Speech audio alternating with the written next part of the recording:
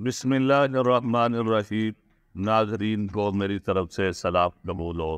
ناظرین، آج ہم اس ویڈیو میں تربوز کے بارے میں آپ کو بہت ساری باتیں بتانے لگے ہیں، کیونکہ اس تربوز کا آج کل موسم ہے، اس کی پیدائش کافی زیادہ ہے اور لوگ اس کو بہت زیادہ پسند بھی کرتے ہیں، تو اس لیے انسان کو اس کے فوائد اور نقصانات کا بھی علم ہونا چاہیے۔ ناظرین، سب سے پہلے اس کے مزاج کو سمجھ لیں۔ تربوز کا مزاج یہ سرد تر ہوتا ہے، جس کو ہم حکمت کی زبان میں اعصابی اطلاعاتی مزاج کہتے ہیں۔ جس چیز کے اندر یہ مزاج پایا جائے وہ گرمی کی وجہ سے، یا دوسرے لفظوں میں آپ اس طرح کہہ لیں کہ جب جگر کے پھیل میں تیزی ہو اور اس کی وجہ سے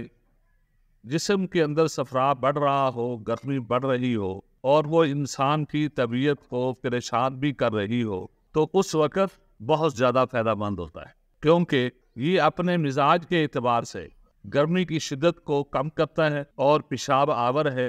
جسم کے اندر جو گرمی بڑھ چکی ہوتی ہے جس کو ہم صفرا کہتے ہیں، یہ پیشاب کے راستے اس کو خارج کر دیتا ہے، اور کسی وجہ سے پیلے یرقان کے جو مریض ہوتے ہیں اگر ان کو کھلایا جائے تو یہ یرقات کو بہت زیادہ فائدہ کرتا ہے، اور اسی طرح سوزاک کے جو مریض ہوتے ہیں ان کو بھی بہت زیادہ فائدہ کرتا ہے، اور جن لوگوں کو پیاس بہت زیادہ لگتی ہے اگر وہ بھی تربوز کھائیں تو ان کی پیاس بھی نارمل ہو جاتی۔ اسی طرح جن لوگوں کے گردوں میں صفرا کی زیادتی کی وجہ سے پتھریاں بنتی ہیں، یہ ان پتھریوں کو بھی خارج کر دیتا۔ تو اسی طرح ناظرین، تربوز اپنے سرد تر مزاج کی وجہ سے انسان کی تمام صفراوی جو بیماریاں ہیں جو جگر کی گرمی کی وجہ سے ہوتی ہے، بے شک وہ جگر پر سوزش ہو یا اسی طرح جگر کے متعلقہ جتنے بھی غدود ہیں ان پر سوزش ہو، تو یہ اس کے لیے بڑا ہی فائدہ مند۔ اس لیے جن لوگوں کو جگر کی گرمی ہو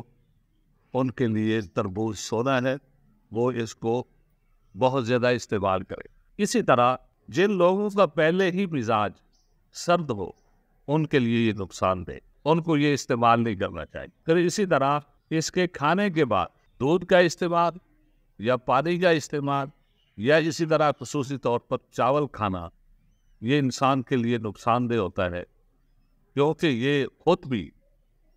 سرد تر مزاج کا حامل ہے اور اس کے اندر کھاری پن بہت زیادہ پایا جاتا ہے۔ اس کی وجہ سے اس کے فوراً بعد دودھ کا استعمال یا پانی کا استعمال یا اسی طرح جو ہے چاولوں کا استعمال، یہ انسان کو ہیضے والی جو موذی مرض ہے اس کے جو ہے لگنے کا باعث بن جاتا ہے۔ اس لیے اس کے کھانے کے بعد ایسی کوئی چیز نہیں کھانی چاہیے جس کا مزاج بھی سرد تر ہو، اس کی وجہ سے پھر ہیضہ ہونے کا خطرہ ہوتا ہے۔ تو ناظرین، یہ گرمیوں کی بہت اچھی چیز ہے، بہت اچھا پھل ہے، اس کا استعمال کرنا چاہیے لیکن گرم مزاج والوں۔ اور پھر اسی طرح جن لوگوں کو شوگر ہے وہ بھی جو ہے اس کا استعمال کم کرے، کیونکہ ان کو پہلے ہی پیشاب بہت زیادہ آ رہا ہوتا ہے، اور جب وہ تربوز استعمال کریں گے اس سے پیشاب کی جو ہے زیادتی بڑھ جائے گی، جس کی وجہ سے اس کو پیاس زیادہ لگے گی اور اس کی شوگر بھی بڑھ جائے گی۔ شوگر بڑھنے کی وجہ سے بھی پھر انسان کی طبیعت کو نقصان ہوتا ہے۔ اس لیے جو ہے شوگر کے جو مریض ہیں وہ تربوز کا استعمال نہ کرے، جس سے شوگر بڑھتی بھی ہے اور پھر اسی طرح پیشاب کی زیادتی بھی ہو جاتی ہے۔ تو ناظرین، آج تک کے لیے مجھے اجازت۔